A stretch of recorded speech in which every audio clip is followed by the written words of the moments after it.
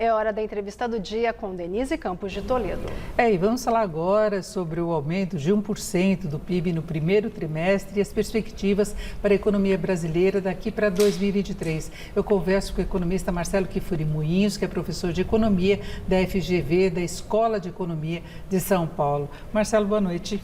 Boa noite, Denise. Obrigado pelo convite. Bom, vamos falar então desse 1%. Ele veio um pouco abaixo da média das projeções aí do mercado, que falava em 1,2%, só que nós tivemos uma revisão também do quarto trimestre do ano passado. Sim. Ele passou de uma expansão de 0,5% para 0,7%, então pode até fazer alguma diferença. Mas em relação à composição, a gente percebe que o setor de serviços, que é o que tem mais peso da economia, foi o que puxou essa retomada, junto com o consumo das famílias, mas consumo que a gente sabe que está sendo muito limitado por inflação. Então eu queria sua avaliação sobre essa composição do PIB. Pois é, o mercado estava com um termômetro um pouquinho menos aferido para esse resultado, porque o IBCBR de março, que é o proxy do Banco Central, para março não saiu. Então, a gente ficou baseado ali, o que cresceu a indústria, o que cresceu o varejo, e a gente tem sempre uma surpresa na parte da agropecuária. A agropecuária veio bem negativa, ninguém estava esperando, parece que houve uma queda de produtividade de soja, tá? Então, quando a gente pega componentes da demanda e do lado da oferta, há uma correspondência entre consumo das famílias e serviços. E isso é a maior parte do PIB, dependendo do jeito que você mede, né? Então, o consumo das famílias subiu 0,7% e o serviço subiu 1%. Então, geralmente, há uma correspondência entre esses dois. Já na outra correspondência, você tem entre a indústria e os investimentos. Então, a indústria veio parada e os investimentos ligeiramente negativos. E por que a indústria está vindo ruim? Porque está faltando peças. E isso está diminuindo a produção no mundo inteiro. E também há o aumento da inflação desses produtos, também um fenômeno mundial que a oferta não está conseguindo atender a toda a demanda da indústria. Tá? Então, e aí também veio no desagregado, eu já falei que a agropecuária foi ruim, mas o setor de exportação foi bem, subiu muito e as importações nem tanto. Então, aí você tem essa composição do PIB.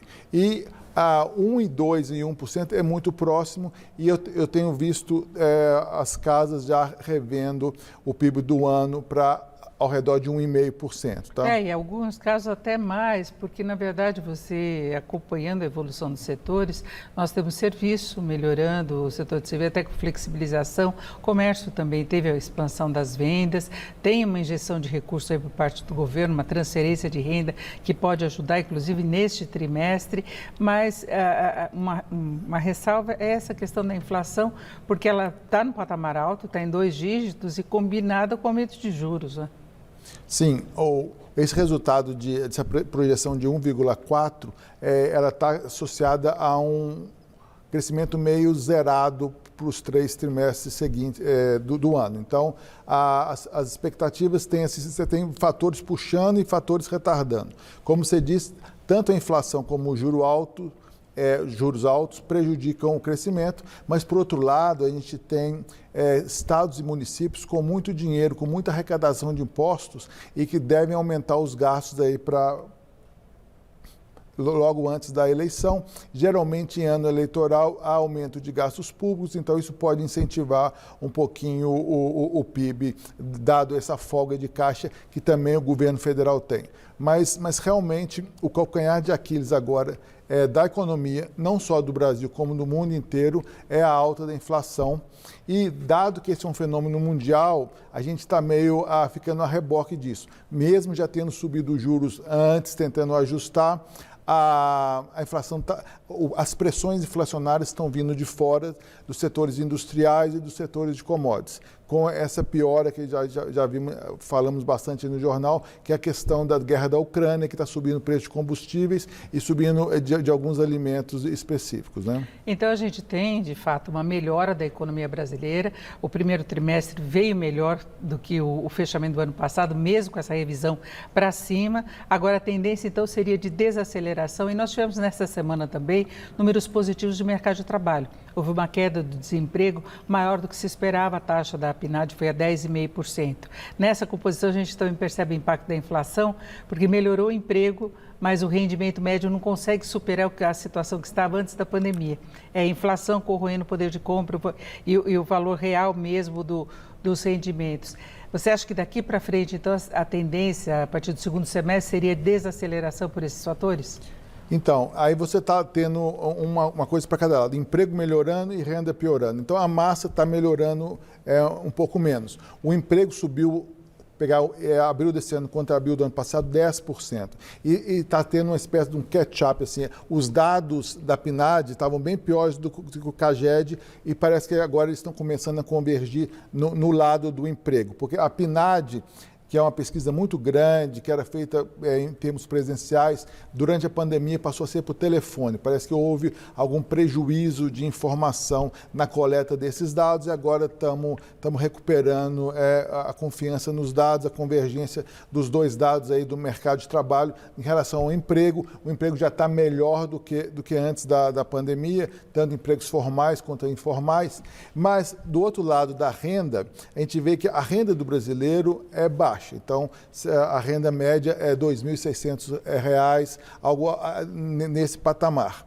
E esse patamar é muito afetado por aumento de alimentos. Então, para esse pessoal que ganha nesse nível, a inflação de alimentos é pesada, então faz com que eles percam renda. Então, isso é uma coisa um pouco preocupante, mas a tendência é que talvez melhore aí nos próximos meses. Essa perda de renda talvez desacelere um pouco, porque parte da inflação, talvez a inflação não fique tão alta nos próximos meses. Agora, Marcelo, a gente vê o governo e também o Congresso muito preocupado com essa questão do impacto que a inflação possa ter sobre popularidade, né? Tem a questão social, mas com as eleições próximas há essa preocupação também.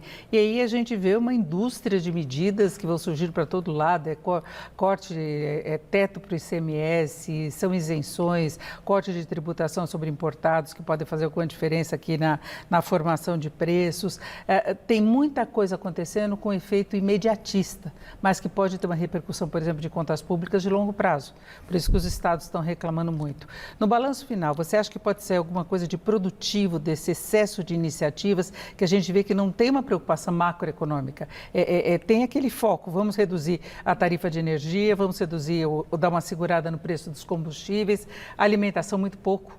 Eles conseguem fazer, teve corte de taxa de importação, mesmo assim os alimentos continuam em alta, não é? Sim, olha só, um ponto que é importante de ressaltar, que houve um grande aumento da arrecadação de impostos estaduais em cima de preços administrados, como gasolina, telecomunicação, eu já falei combustíveis, então, eletricidade, então parece que há um exagero na arrecadação desse tipo de imposto. Faz sentido dar uma, talvez, estabilizar essa arrecadação. Isso era feito antigamente com a CID. Antigamente não, alguns anos atrás, mas zeraram a taxa. Então, a CID tinha essa ideia, talvez, de subir quando a gasolina, então você regulava um pouco a alíquota da CID para tentar fazer uma suavização dos aumentos dos combustíveis. Mas, de toda maneira, faz sentido em termos estruturais deixar um pouco mais constante os impostos nos combustíveis e outros utilities que a gente fala, né? E já a questão do subsídio eu vejo com pior olhos, né? Eu acho uma solução pior. Talvez fosse melhor você tentar aumentar o auxílio emergencial, porque você foca mais na população mais pobre. Mas eles estão falando, por exemplo, em estado de calamidade, inclusive, essa decretação de estado de calamidade que permitiria aumento do valor do auxílio emergencial. Algumas restrições orçamentárias seriam deixadas de lado, como aconteceu na pandemia. Você acha que isso não cria uma desorganização maior mais à frente, embora se possa melhorar o poder de compra agora?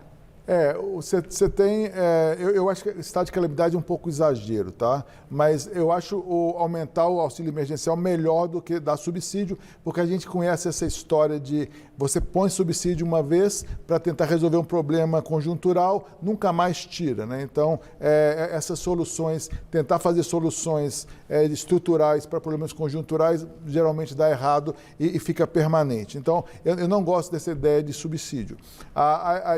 O imposto realmente eu acho que está um pouco exagerado. A arrecadação dos estados subiu muito. A gente vê o superávit vindo quase todo dos estados. Então, talvez fosse melhor ter avançado na reforma tributária que está há anos aí tentando ser feita e não se chega a uma conclusão. Mas, de qualquer maneira, eu acho que está muito em cima para tirar essa sensação de inflação alta da população. Porque a inflação, as pessoas acham que a inflação está toda sendo medida, a inflação delas é o que subiu a gasolina e o que subiu os alimentos, né? Então, mas daqui para a eleição não vai dar para melhorar muito essa percepção de inflação alta. É isso, estive aqui com o Marcelo Kifuri Moinhos, que é professor de Economia da FGV, a Escola de Economia aqui de São Paulo. Marcelo Kifuri, muito obrigado, uma boa noite. Boa noite, obrigado pelo convite.